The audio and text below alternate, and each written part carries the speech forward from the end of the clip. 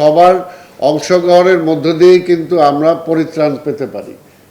শুধুমাত্র সিটি কর্পোরেশনের একার পক্ষে কিন্তু এটা কখনোই সম্ভব না।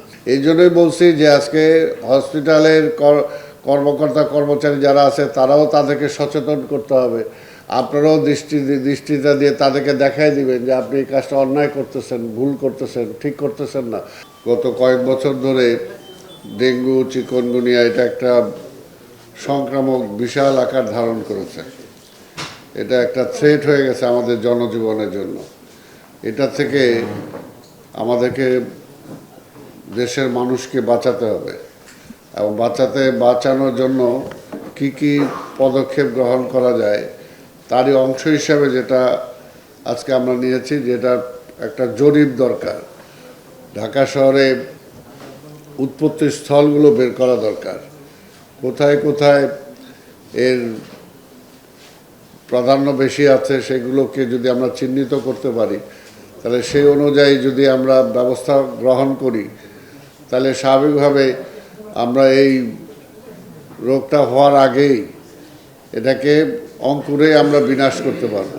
ওষুধটা আমরা আগের ওষুধ আপনারা বলার পরে 2বার আমরা পরীক্ষা করেছি, 2বার মন্ত্রণালয় পরীক্ষা করেছে। মন্ত্রণালয়তে পরীক্ষা করার পরে তারা বলেছে যে এটা ওষুধ ঠিক আছে এবং এটা জাস্টিফাইড, কাজেই ওষুধের ব্যাপারে কোথাও কোনো আপত্তি নাই। আর তারপরে আমরা নতুন ইসের জন্য আমরা একটা ওষুধের জন্য আমরা চেষ্টা করছি, সেটা আবার আমাদের কীটতত্ত্ববিদ ওদেরকে আমরা পাঠিয়েছি, ওরা ছিল, তারা একটা রিপোর্ট বোধহয় দিয়েছে আমাদেরকে, রিপোর্ট দিয়েছে। যদি সেটাই হয় তাহলে হয়তো আমরা পরবর্তীতে সেই ওষুধটার ব্যাপারে আমরা চিন্তা করব। 200-র বেশি সার্ভিস ও ফিচারে লেনদেনের সব বিকাশ অ্যাপে সম্ভব। এই জন্যই বলছি যে আজকে হসপিটালের কর্মকর্তা কর্মচারী যারা আছে তারাও তাদেরকে সচেতন করতে হবে। আপনারাও দৃষ্টিটা দিয়ে তাদেরকে দেখাই দিবেন যে আপনি এই কাজটা অন্যায় করতেছেন, ভুল করতেছেন, ঠিক করতেছেন না। অর্থাৎ সবার অংশগ্রহণের মধ্য দিয়েই কিন্তু আমরা পরিত্রাণ পেতে পারি। শুধুমাত্র সিটি কর্পোরেশনের একার পক্ষে কিন্তু এটা কখনোই সম্ভব না, কখনোই না। আমরা তো প্রস্তুতির অংশ হিসাবে জরিপ চালাচ্ছি। এটা এই যে আমরা যে জরিপ হবে, এই জরিপের উপর ভিত্তি করে আমরা অ্যাকশনে যাব এবং এটাই তো প্রস্তুতি তো অলরেডি শুরু।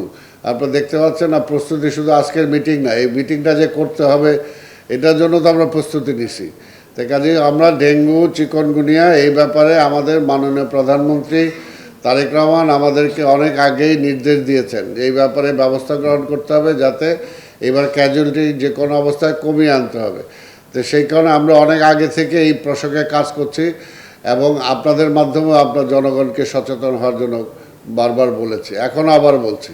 টোটাল ফ্লাইওভারের নিচে আমাদের টোটাল জায়গাগুলোকে আমরা পরিচ্ছন্ন করার চেষ্টা করছি, পরিষ্কার করার চেষ্টা করছি। কিছু কিছু জায়গায় আমরা বাগান করার জন্য চেষ্টা করব, কিছু কিছু জায়গায় যদি পার্কিং হওয়া সম্ভব হয় সেটা আমরা করব। অর্থাৎ কোনোভাবেই যাতে আবর্জনাগুলো সেখানে না ফেলতে পারে সেটা আমাদের দৃষ্টিতে এসেছে। এই ব্যাপারে আমরা অলরেডি কার্যকর ব্যবস্থা গ্রহণ করছি।